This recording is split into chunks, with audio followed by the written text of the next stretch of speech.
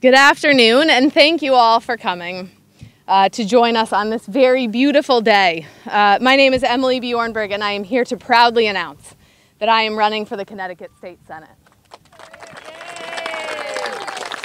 I am the 33-year-old mother of two and the proud wife of an Iraq War veteran.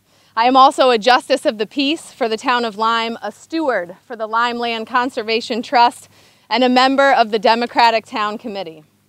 For the past 8 years, I have been employed by the Deep River Congregational Church as the Youth and Family Ministries Director.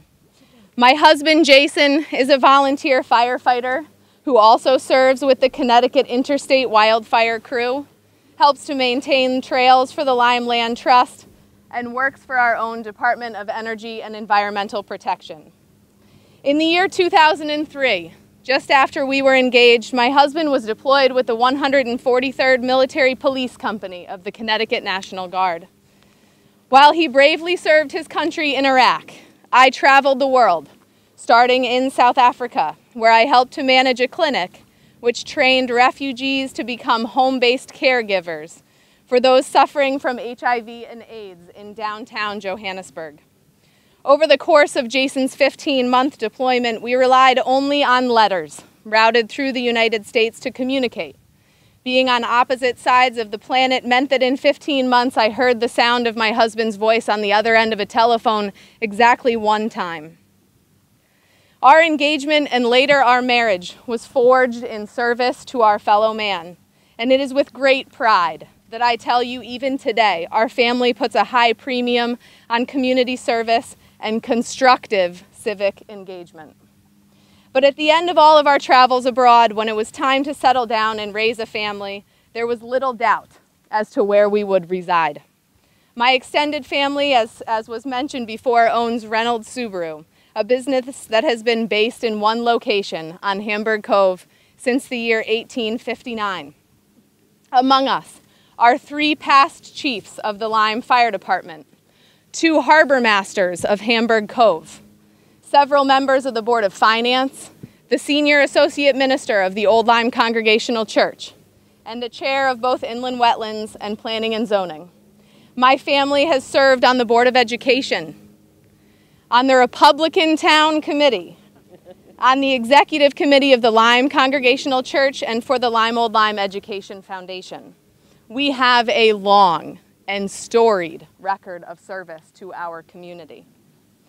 All families have legends, stories that they weave together to honor those who came before them, and one that we frequently tell in my house is that of my great-grandfather, Donald Grant Reynolds, who famously said that he had traveled all over the world and could conclusively say that the most beautiful spot on the planet was Hamburg Cove. And as I stand before you today, DG looms large in my mind, because I too have traveled the world.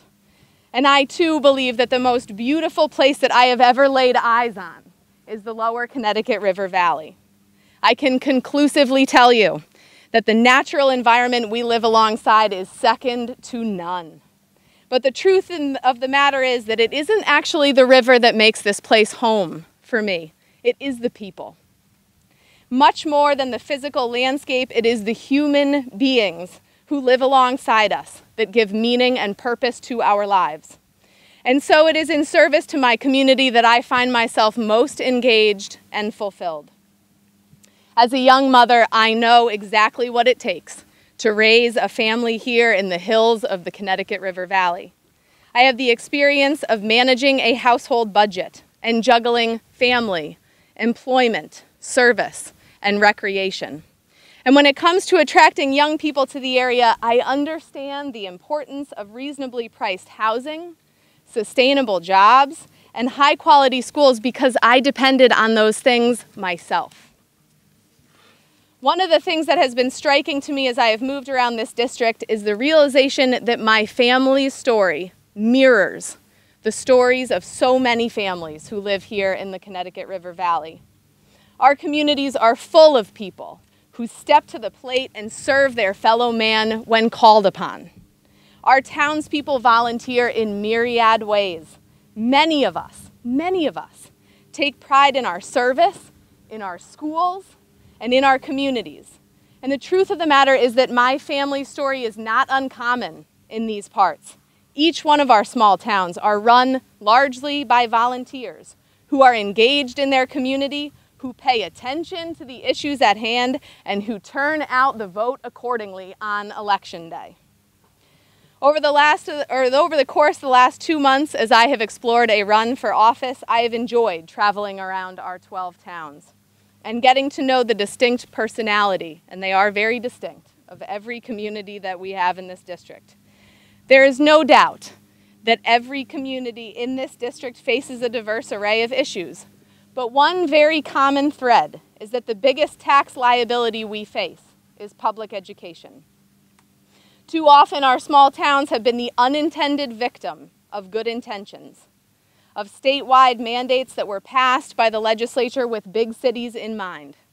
And as our schools have struggled to implement changes and comply with regulations, it has become painfully obvious that we need and deserve a stronger voice inside the Senate on behalf of our communities.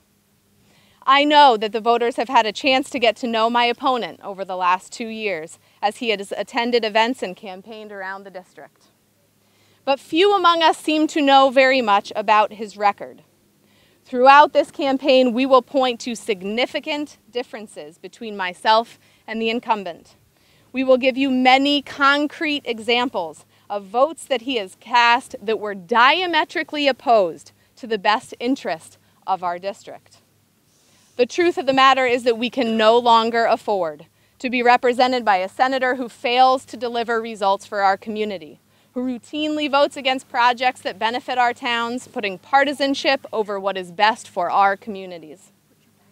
And when so many local jobs depend on the health of our natural environment, we cannot afford a senator who campaigned the last time around on preserving what we have here in the River Valley and still has racked up a record that ranks third lowest in the entire Connecticut Senate on environmental issues.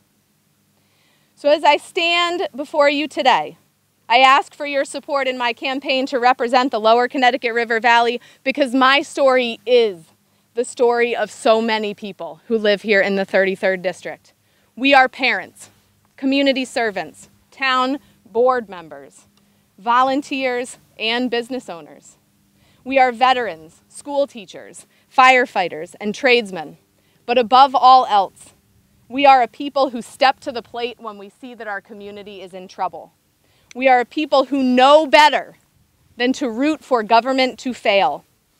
We recognize that business and government are not adversaries. They are partners that depend on one another to do well. We take responsibility for the direction of our elected officials, and we ask tough questions. We demand effectiveness. We work together. We do here in the lower Connecticut River Valley. We work together to make sure that our citizens do well and our communities thrive. As I embark on this campaign, I ask you all to join me. This is not going to be an easy race. We are up against a tough opponent who has access to out-of-state dollars from the national Republican interests that will pour money in to help someone they know will put their needs above ours. We know this is going to be a long, hard battle, but we also know that the stakes are high. Lastly, our communities deserve a voice inside the majority caucus, where the real decisions are made. If you work to get me to Hartford, I promise you I will be that voice.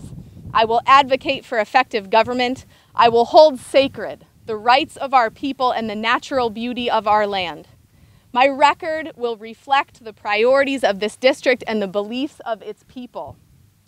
With your help, I will bring a strong, loud, independent, and constructive voice to the Connecticut Senate on your behalf. Thank you all for coming, and now let's get to work. I'm Emily Bjornberg, and I approve this message.